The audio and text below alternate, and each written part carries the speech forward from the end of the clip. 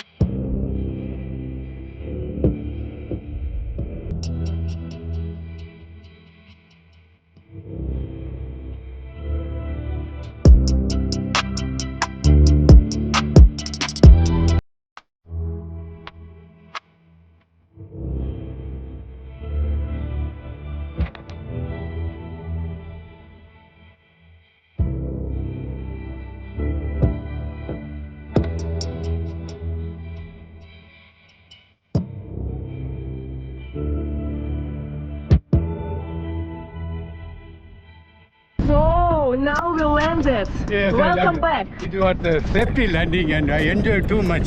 I don't know how to explain it. Did you enjoy it? Very fantastic. Did you see the pyramids from up? Yes. It's beautiful, right? Beautiful sight. Go PP! PP, thanks Woo! PP. Bye.